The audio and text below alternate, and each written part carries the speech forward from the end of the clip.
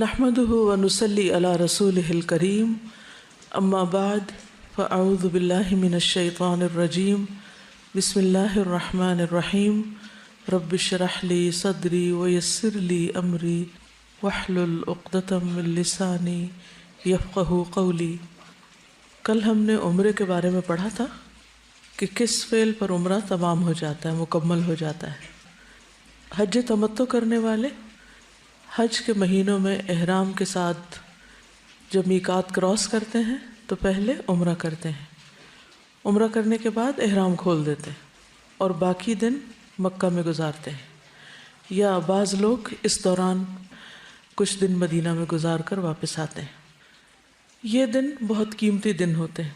انسان جب اللہ کے راستے میں ہوتا ہے، عبادت کے لیے گھر سے نکلتا ہے، تو اس کو اپنی پوری توجہ پر اللہ ہی کی طرف رکھنی چاہیے اور اس وقت کو اچھی طرح استعمال کرنا چاہیے۔ مکہ ہو یا مدینہ، دونوں جگہ مسجد میں نماز پڑھنے کا اجر و ثواب عام نمازوں کی نسبت بہت زیادہ ہو جاتا ہے۔ اس لیے سب سے زیادہ اس بات کی کوشش کرنی چاہیے کہ باقی کاموں کے مقابلے میں نمازوں کی پابندی جماعت کے ساتھ، خصوصاً مردوں کے لیے، اس کا بہت زیادہ اہتمام کریں۔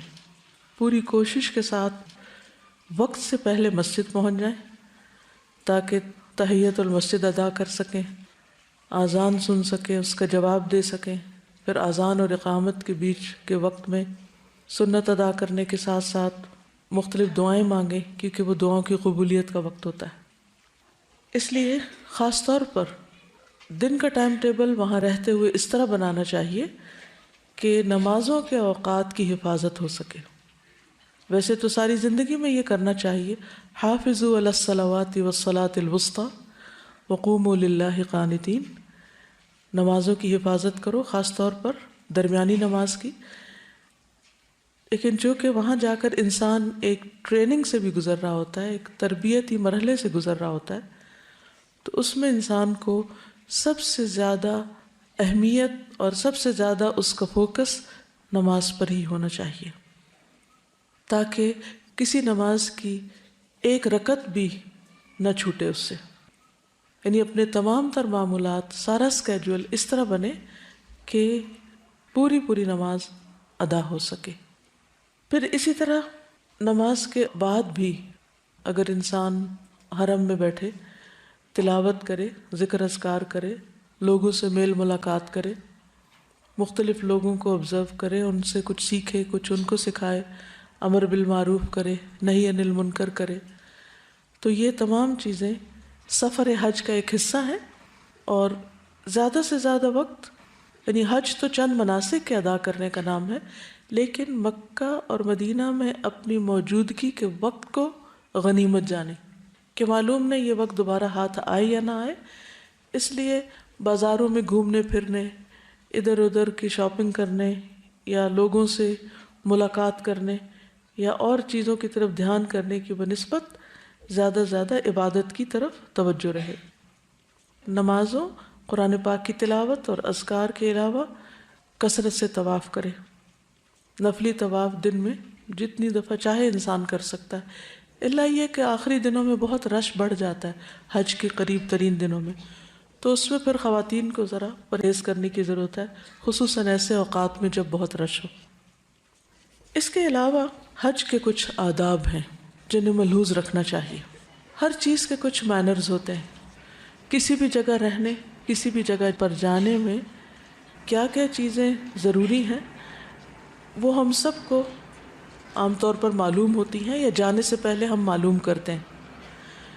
عموماً ہم مناسک تو سیکھتے ہیں، لیکن روزمرہ زندگی میں وہاں دوسرے لوگوں کے ساتھ رہنا کس طرح ہے، کیسے بیہیو کرنا ہے، کیسے معاملات رکھنے ہیں، کیسا اخلاق ہونا چاہیے، اس چیز کی عموماً پرواہ نہیں کی جاتی، تو اس طرف توجہ بھی بہت ضروری ہے۔ اللہ سبحانہ و تعالیٰ نے قرآن مجید میں حج کا ذکر کرتے ہوئے کیا فرمایا؟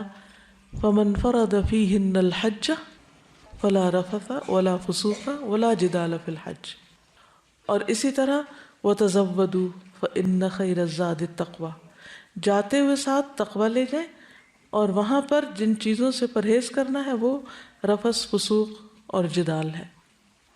ان سب چیزوں سے کس طرح بچا جا سکتا ہے؟ وہ کون سی ایک خاص کوالٹی ہے کہ جو انسان کے اندر آ جائے تو ان چیزوں سے بچ سکتا ہے؟ کوئی نام لے گا اس کا؟ صبر۔ صبر آ جائے تو پھر ہی انسان لڑائی جھگڑے اور فتنے فساد سے اور جدال سے اور فسوق سے اور رفث سے بچ سکتا ہے۔ قرآن مجید میں اللہ تعالیٰ فرماتے ہیں وَجَعَلْنَا بَعْدَكُمْ لِبَعْدٍ فِتْنَةً أَتَصْبِرُونَ وَكَانَ رَبُّكَ بَصِيرًا، اور ہم نے تمہارے بعض کو بعض کے لیے ایک آزمائش بنایا ہے۔ انسان انسانوں کے لیے بہت بڑا امتحان ہے، بہت بڑا۔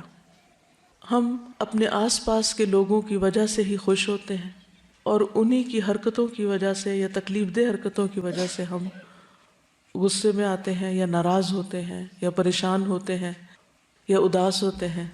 تو انسان ایک ایسی مخلوق ہے جو اکیلی بھی نہیں رہ سکتی، لیکن لوگوں کے ساتھ رہنا اس سے بھی زیادہ مشکل کام ہے۔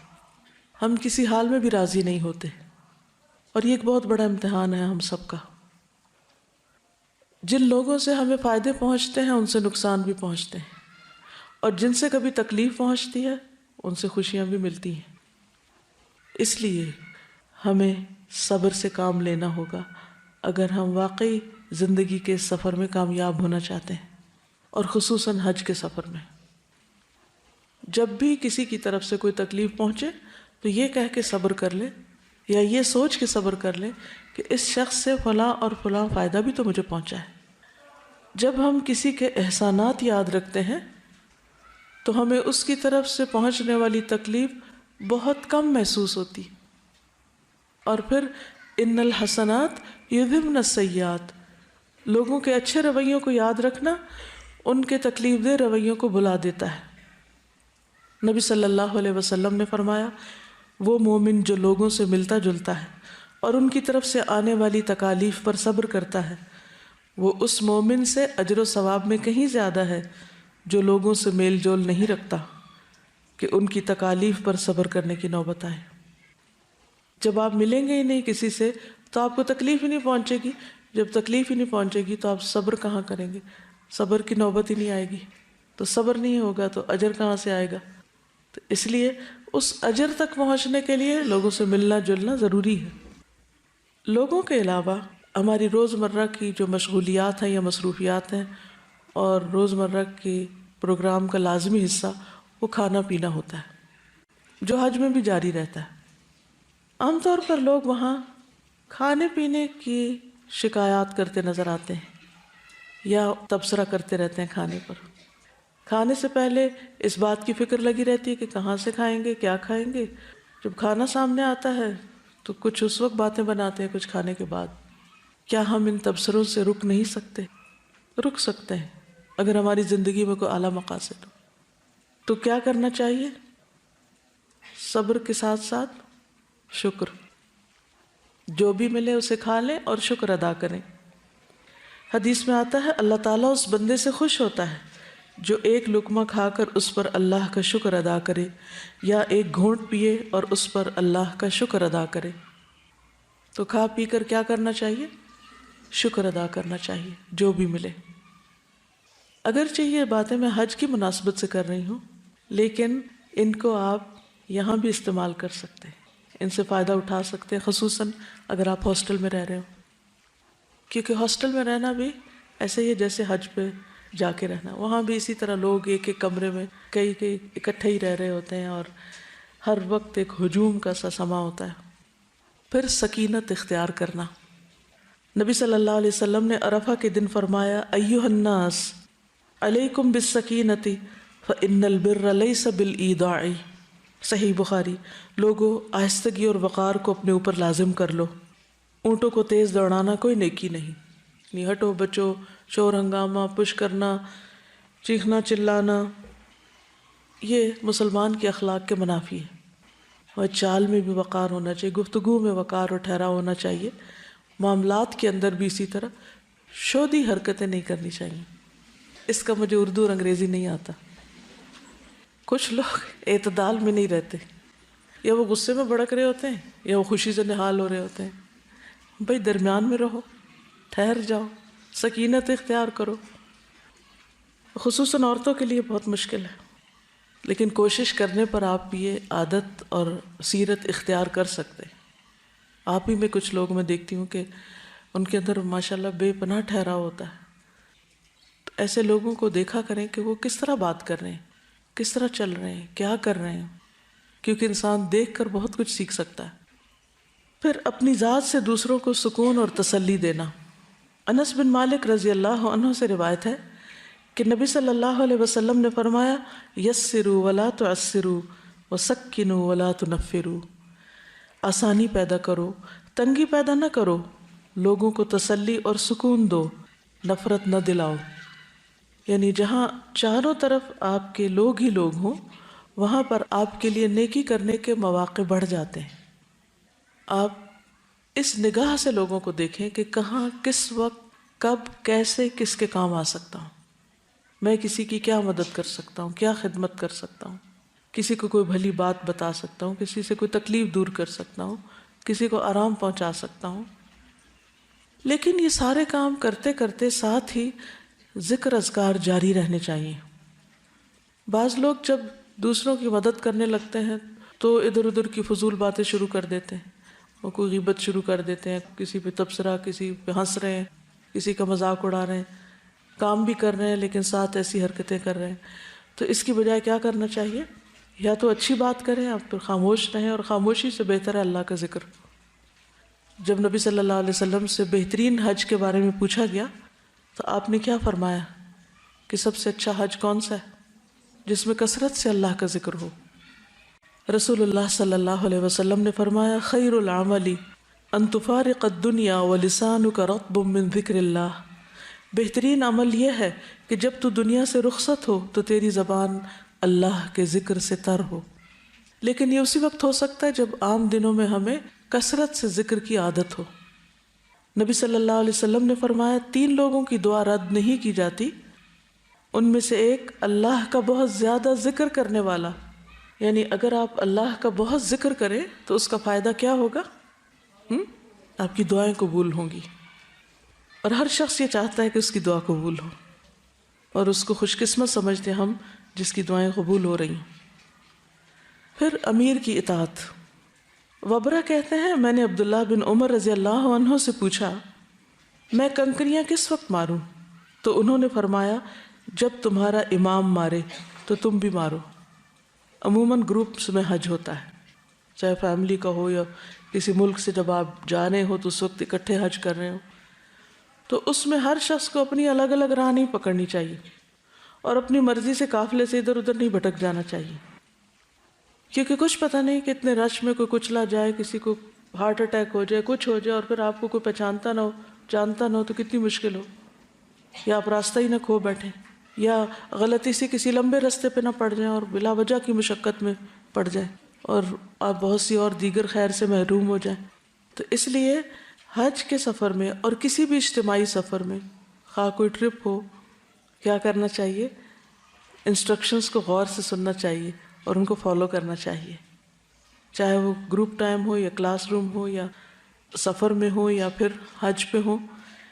آپ وہاں پر دیکھیں گے کہ بہت سے ممالک کی گروپس اتنے آرگنائزڈ ہوتے ہیں، حتیٰ کہ لباس تو چھوڑو، ان کے جو بیگز ہوتے ہیں وہ بھی ایک سائز کے اور ایک رنگ کے اور ایک طرح کے سٹریپ سے بندھے ہوئے، جس طرح اس وقت آپ لوگ مختلف رنگ کے سٹریپس پہنے ہوئے ہیں اپنے آئیڈینٹی کارڈ کے ساتھ. تو اسی طرح حج پر بھی لوگ بہت ہی آرگنائزڈ وے میں سفر کر رہے ہوتے ہیں اور وہ اس سنت پر عمل کر رہے ہوتے ہیں.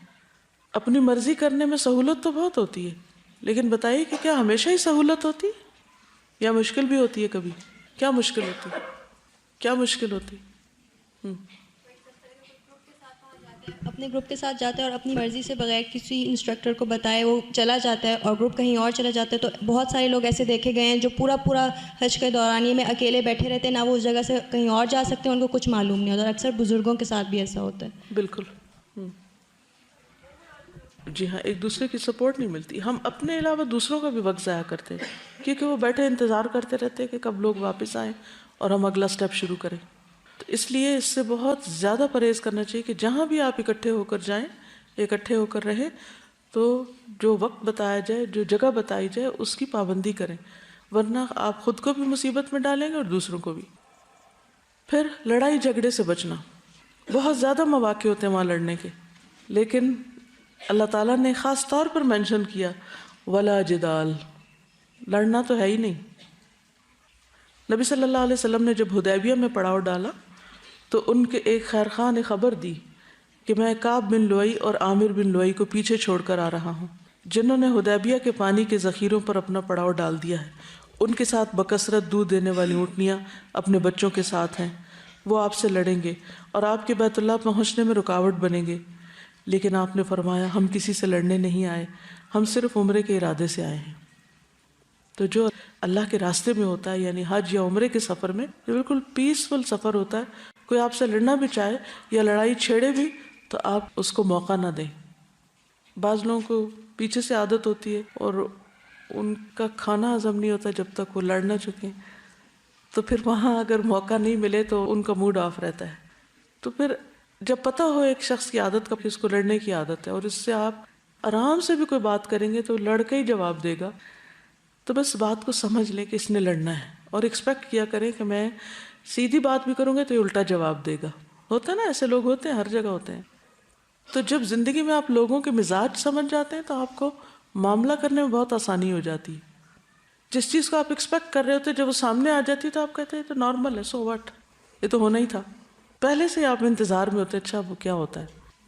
تو اسی طرح اگر اس سفر میں بھی آپ کا ساتھ کچھ ایسے لوگوں سے ہو جائے کہ جو بد اخلاق ہوں، بد زبان ہوں، بدتمیزی سے بات کرتے ہوں، اور آپ کو معلوم ہے یہ عادتیں بچپن سے پڑ جاتی ہیں لوگوں کو نا، بعض اوقات بڑے ہو کر بھی نہیں جاتی۔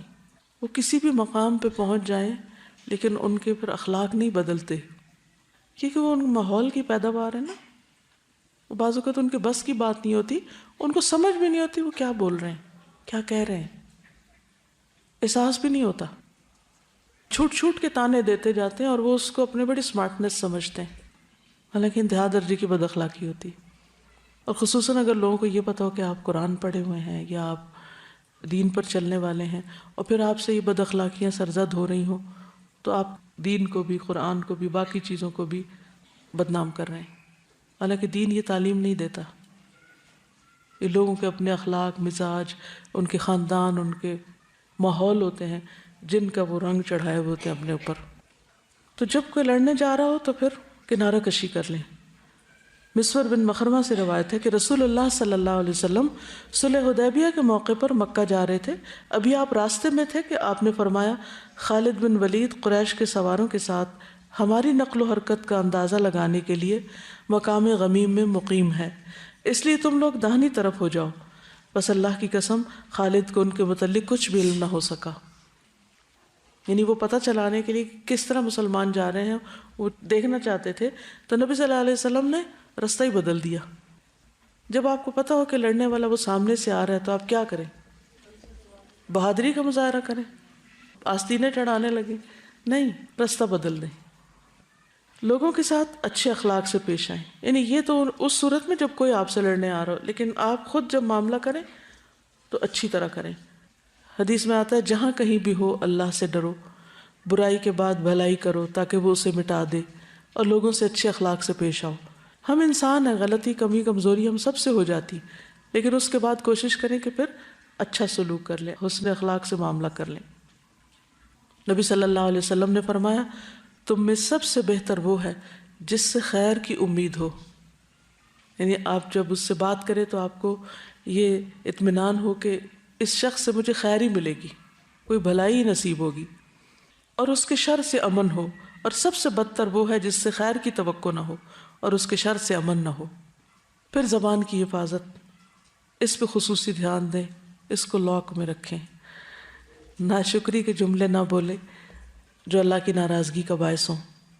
ابو ہریرہ فرماتے ہیں نبی صلی اللہ علیہ وسلم نے فرمایا بندہ ایک بات زبان سے نکالتا ہے اور اس کے بارے میں سوچتا نہیں، جس کی وجہ سے وہ دوزخ میں اتنی دور پھسل کے گرتا ہے جتنا مشرق و مغرب کے بیچ میں دوری۔ تو اس لیے بہت سوچ سمجھ کے بات کریں، اور اگر کوئی بات کر کے آپ کو خلش شروع ہو جائے تو استغفار کر لیں، اور آئندہ ان جملوں پر چیک رکھیں کہ پھر ایسی بات نہیں کریں گے۔ جب ہم کثرت سے ذکر کریں گے اور خاموش رہیں گے تو پھر ایسی نوبت ویسے ہی کم آئے گی۔ رسول اللہ صلی اللہ علیہ وسلم نے فرمایا اللہ اس بندے پر رحم فرمائے جو فائدہ مند بات کرتا ہے یا پھر خاموش رہ کر سلامت رہتا ہے۔ یعنی یہ نہیں کہ ایک مصنوعی خاموشی طاری کر لیں، جب ضرورت کے موقع پر بھی کوئی نہیں بولتا اس سے بھی دوسروں کو پریشانی لاحق ہوتی ہے، تو اس پریشانی سے بھی دوسرے کو بچانا چاہیے۔ تو اللہ تعالیٰ اس پہ رحم کرے جو فائدے کی بات کرے، یعنی فائدے کی بات کرنے والے پر اللہ کی رحمت ہے۔ یا پھر اگر نہیں ہے کوئی فائدے کی بات، کام کی بات، تو خاموشی اختیار کر کے سلامت رہیں۔ پھر نظروں کی حفاظت، کیونکہ حج کے لیے کثرت سے مرد اور کثرت سے عورتیں گئی ہوتی ہیں اور باہم اختلاط بھی بہت ہوتا ہے، اس لیے کوشش کریں کہ کسی نامحرم پر نظر نہ پڑے، یعنی آپ چلیں اس طرح کہ جیسے آپ کے آس پاس کوئی بھی نہیں، فوکس کریں اپنے منزل پہ، اپنے مقصد پہ۔ تو ہر ناجائز غیر ضروری چیز پہ فوکس نہ کریں، اس پہ توجہ نہ دیں، چیزیں نظروں سے آگے سے گزریں گی، لوگ گزرتے جائیں گے، نظر ٹھہرائیں نہیں کسی پہ۔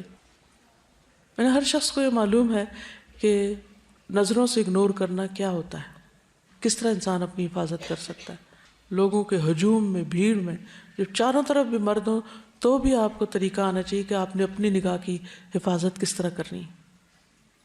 نبی صلی اللہ علیہ وسلم نے فرمایا، صحیح حدیث ہے، 3 افراد کی آنکھیں روز قیامت آگ کو نہیں دیکھیں گی، ان میں سے ایک وہ آنکھ ہے جس نے اللہ تعالیٰ کے حرام کردہ امور سے نظروں کی حفاظت کی، یعنی کسی کے سطر پہ نظر نہیں ڈالی، یا عورت مرد کے چہرے کو یا مرد عورت کے چہرے کو نہ دیکھے۔ تو جو اپنی نظروں کی حفاظت کرے گا اللہ سبحانہ و تعالیٰ قیامت کے دن اس کی حفاظت فرمائیں گے۔ پھر عمل بالمعروف اور نہی عن المنکر اور دعوت اللہ کا کام ساتھ ساتھ کرتے جانا۔ نبی صلی اللہ علیہ وسلم نے فرمایا، جب لوگ گناہ کا کام ہوتے ہوئے دیکھیں اور اس سے نہ روکیں تو ان قریب ان سب کو اللہ کا عذاب گھیر لے گا۔ تو ہاتھ سے بھی روک سکتے ہیں، زبان سے بھی روک سکتے ہیں، اور مختلف طریقے سے سمجھا کے بھی لوگوں کو، ویسے کوئی لڑ رہا ہے تو اس کو بیچ میں صلح کرا دیں، کوئی اور چھلکا پھینک رہا ہے، پانی گرا رہا ہے، پانی بچے ضائع کر رہے ہوتے ہیں وہاں بیٹھ کے، بعض لوگ پانی ایک کپ میں پینا چاہیے 2 اکٹھے میں پینا شروع کر دیتے ہیں، پی کے نیچے پھینک دیتے ہیں، بہت سے غلط کام ہو رہے ہوتے ہیں۔ تو آپ ان کو اپنے عمل سے بھی بتا سکتے ہیں، خود آگے بڑھ کے ان چیزوں کو ٹھیک کر کے بھی، روک کے بھی۔ مثلا نبی صلی اللہ علیہ وسلم حج پہ جا رہے تھے، ایک عورت نے آپ کو راستے میں روک کر ایک سوال کیا، اس کے پاس بچہ تھا، اس نے آگے بڑھا اور کہا، یا رسول اللہ کیا اس پر بھی حج ہے؟ تو آپ نے فرمایا نہیں، اور آپ نے یہ بھی بتایا کہ اگر تم اس بچے کو حج کراؤ گی تو تمہارے لیے اس کا اجر ہے، فرض نہیں ہے بچے پہ، لیکن اگر بچہ ماں کے ساتھ حج کرتا ہے تو ماں کو اجر ملے گا اس کا، تو 1 نہیں 2 حج ہو جائیں گے ایک ہی سفر میں۔ پھر اللہ کی راہ میں کثرت سے خرچ کرنا، فی سبیل اللہ خرچ کرنا، کیا اجر ہے اس کا معلوم ہے آپ کو؟ مثل الذین ينفقون اموالهم فی سبیل اللہ، تو حج کیا ہے؟ فی سبیل اللہ سفر ہے، تو ساتھیوں پہ خرچ کرنا، وہاں کے لوگوں پہ خرچ کرنا، کسی بھی اعتبار سے کسی کو فائدہ پہنچانے کے لیے، یہ کوئی صدقہ خیرات نہیں، ویسے ہی خوش دلی کے ساتھ خیر اور بھلائی کے کاموں میں خرچ کرنا، اس کا اجر بہت زیادہ ہے، عام خرچ کرنے سے بھی زیادہ ہے۔ اس کو مثال کیا ہے قرآن مجید میں؟ کمثل حبۃ انبتت 7 سنابل فی کل سنبلۃ 100 حبۃ واللہ یضاعف لمن یشاء، ایک دانہ جس سے 7 بالیاں نکلیں اور پھر ہر بالی پہ 100 دانے ہوں، تو گویا ایک دانہ ملٹیپلائی ہو کر 100 دانے بن گیا۔ تو 1 روپیہ یا 1 ریال آپ خرچ کریں گے تو 700 کے برابر ہو جائے گا، اس لیے خوش دلی کے ساتھ خرچ کریں۔ عبداللہ بن عمر سے روایت ہے کہ رسول اللہ صلی اللہ علیہ وسلم نے فرمایا، اللہ تعالیٰ اپنے بندوں کو نفع پہنچانے کے لیے کچھ لوگوں کو بطور خاص نعمتیں عطا کرتا ہے، اگر وہ خرچ کرتے رہیں تو وہ انعامات برقرار رہتے ہیں، اور اگر وہ رک جائیں تو وہ ان سے سلب کر کے دوسروں کو دے دیتا ہے۔ کیا مطلب ہے اس کا؟ کیا سمجھ آیا؟ جی، باقیوں کو دے، یعنی کچھ لوگوں کے پاس جو دوسروں کے مقابلے میں زیادہ ہے، اب فوراً سوچیں میرے پاس دوسروں کے مقابلے میں کیا زیادہ ہے، کچھ بھی جو سوچ سکیں آپ، کوئی اسکل، کوئی نالج، کوئی مال، کوئی ٹائم، انرجی، طاقت، کوئی بھی چیز، وہ اللہ نے آپ کو اس لیے دی ہے تاکہ آپ دوسروں کو دے سکیں، آپ دوسروں کو دیں، کیونکہ اللہ تعالیٰ ان ساری نعمتوں کو درختوں کے ساتھ نہیں لٹکاتے، کچھ تو لٹکا دی ہیں لیکن ساری چیزیں درختوں کے ساتھ نہیں لٹک سکتی، وہ بندوں کے ساتھ لٹکی ہوئی ہیں۔ جو مومن ہوتے ہیں نا شجرہ طیبہ، تو ان اللہ کے نیک بندوں کے ساتھ وہ نعمتیں لٹک رہی ہیں۔ اب ان کا کیا فرض بنتا ہے کہ وہ اپنے پھلوں سے دوسروں کو فائدہ پہنچائیں۔ تو یہ اللہ نے آپ کو یہ پھل اس لیے دیے، یہ بہاریں اس لیے لگائی ہیں آپ کو تاکہ آپ سے دوسرے فائدہ اٹھائیں۔ اگر آپ دوسروں پہ خرچ کرتے جاتے ہیں تو کیا ہوگا؟ آپ کو اللہ اور دیتا جائے گا، اور سپلائی آتی جائے گی آتی جائے گی آتی جائے گی، اور زیادہ بڑھا دے گا۔ لیکن اگر آپ نے روک دیا تو کیا ہوگا؟ اللہ بھی روک دے گا۔ یہ کس قدر افسوس کی بات ہے کہ ہم عام طور پر جو نعمت ہمارے پاس ہوتی ہے اس سے دوسرے کو فیض پہنچانے میں بخل کرتے ہیں، یعنی یہ تو میرے لیے، دوسرے کو کیوں دوں؟ اور بعض لوگ تو اپنے ہنر چھپاتے ہیں، کسی کو پتہ نہ چل جائے، ورنہ یہ ہمیں کام دے دیں گے، ہمیں یہ کام کرنا پڑ جائے گا۔ ہونا کیا چاہیے کہ جو کام ہمیں آتا ہو ہم دوسرے کو کہیں، جیسے حضرت انس کے بارے میں حضور صلی اللہ علیہ وسلم کے پاس ام سلیم آئی تھی، یا رسول اللہ یہ میرا بچہ لکھنا جانتا ہے، آپ اس سے کام لیں، یعنی اس کے پاس یہ اسکل ہے، آپ اس کو اپنی خدمت میں رکھیں۔ ہم میں سے اگر کسی کو لکھنا آتا ہو یا کوئی بھی کام، کسی بھی قسم کا آرٹ، تو عموماً ہم آگے دینا نہیں چاہتے، تو لوگ خود کر لینا، لوگ خود سیکھ لینا۔ ہم کیا سمجھتے جو کچھ بھی اللہ نے ہم کو دیا، کوئی بھی چیز ہمارے تو کوئی بہت کمال تھا، وہ بہت بڑی خوبی تھی جو ہمیں مل گیا، یہ احسان تھا اللہ کا، فضل تھا، تو اس کو روکے نہیں ورنہ رک جائے گا۔ حضرت اسماء کو نبی صلی اللہ علیہ وسلم فرمایا تھا لا تو کی فیو کا علیہ کی، روکنا مت ورنہ تم روک لی جاؤ، تمہاری تھیلی باندھ دی جائے گی۔ تو اس موقع پہ سب سوچیں وہ کون سا کام ہے جو میں دوسروں کی نسبت بہتر کر سکتی ہوں، اور مجھ پر اللہ کا فضل ہے اور مجھے وہ آتا ہے اور میرے ساتھ والوں کو نہیں آتا، کیوں نہ میں ان کو بھی سکھا دوں، کیوں نہ میں ان تک بھی خیر لے جاؤں، کیونکہ الٹیمیٹلی تو وہ آپ ہی تک واپس پہنچے گی۔ تو کوئی بھی نیکی کا کام جو آپ کر سکتے ہو، اور کسی بھی وجہ سے، خواہ وہ کوئی غصہ ہو، خواہ کوئی عداوت ہو کسی کی، یا بخل ہو یا حسد ہو یا کوئی ضد ہو، کسی بنا پر بھی اگر آپ روک لیتے ہیں نا تو آپ سے نیکی کے مواقع چھن جاتے ہیں، آپ محروم کر دیے جاتے ہیں۔ اللہ تعالیٰ وہ کسی اور کو نواز دیتا ہے، اللہ کسی اور سے کام لے لیتا ہے۔ اچھا چھوٹی چھوٹی مثالوں میں آپ دیکھیے کہ بعض اوقات ایسا ہوتا ہے نا، آپ گھر میں بیٹھے ہیں تو آپ کی امی پوچھ رہی ہیں وہ فلاں چیز کہاں ہے اور آپ کو پتہ ہے، لیکن آپ چپ بیٹھے، کیوں؟ کہ وہ کہیں گے اٹھو لا دو مجھے، تو میں نے اٹھنا کوئی نہیں۔ تو بعض اوقات ہم صرف اپنی جان بچانے کے لیے بھی کچھ چیزوں کا اظہار ہی نہیں کرتے، تو وہ مجھ پہ آ پڑے گی، کیونکہ جو بولے وہی کنڈا کھولے، اس لیے مشورہ ہی نہ دو۔ پھر دوسرے حجاج کی مدد کرنے میں کیا کیا ہو سکتا ہے، مثلا ان کا سامان اٹھانے یا رکھنے میں مدد دینا۔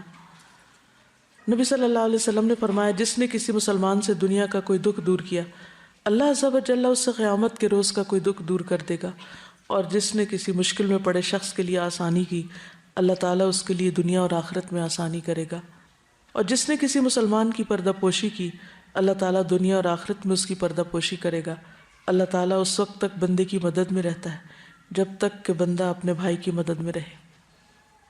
پھر شاعر اللہ کی تعظیم کرنا، شاعر اللہ کی تعظیم کرنا یہ بھی حج کے آداب میں سے ہے۔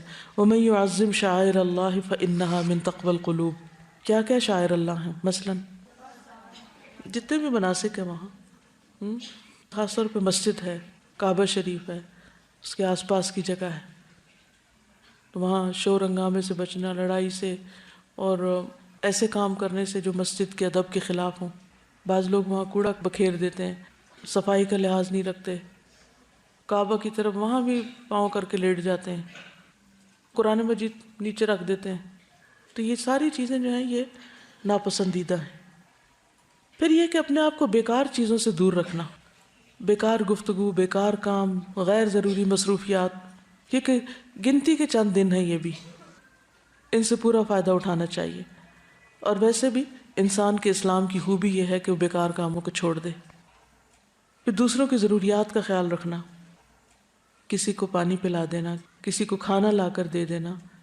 کچھ لوگ چائے پینے کے عادی ہوتے ہیں، بزرگ لوگ، ان کے لیے چائے لا کر دینا، یا اگر پکانے کی جگہ ہے تو پکا کر سب کو سرو کر دینا. ایک گروپ کے اندر ینگ لوگ ہوتے ہیں، کوئی بڑے عمر کے ہوتے ہیں، کوئی بہت صحت مند ہوتے ہیں، کوئی بیمار ہوتے ہیں. تو آپ اپنا مقام دیکھ لیجئے کہ آپ کہاں ہیں اور آپ کتنی نیکی کما سکتے ہیں. تو اس اعتبار سے دوسروں کے ساتھ جتنی بھی ان کی خدمت، ان کی مدد آپ کر سکتے ہو کریں، لیکن ساتھ ساتھ نیت ضرور قابو میں رکھیں. پیپل پلیزر نہ بن جائیں کہ لوگ کہیں گے واہ بھائی واہ، فلاں تو بہت اچھی ہے، اس نے تو اتنی خدمت کی حج کے سفر میں کہ بس ہمیں بھولتا ہی نہیں. یہ تمغہ لینے کے لیے نہیں کریں. جب شیطان دل میں یہ وسوسہ ڈالے تو فوراً اپنے آپ کو سنبھالیں کہ نہیں، مجھے تو اللہ کی رضا چاہیے. اس سے فائدہ کیا ہوگا کہ آپ اعتدال میں رہیں گے. نہ تو آپ تعریف کے انتظار میں رہیں گے، اور نہ تعریف آپ کو فیول بنے گی کہ وہ تعریف کو فیول پڑے تو آپ چلیں. آپ چلتے رہیں گے، حتیٰ کہ جب لوگ تعریف نہیں کریں گے یا بعض اوقات تعریف کے بجائے تنقید کریں گے تو بھی آپ اپنا کام کرتے رہیں گے، کیونکہ آپ کو پتہ ہے کہ آپ اللہ کے لیے کر رہے ہیں، ان کے لیے تو کر ہی نہیں رہے تھے.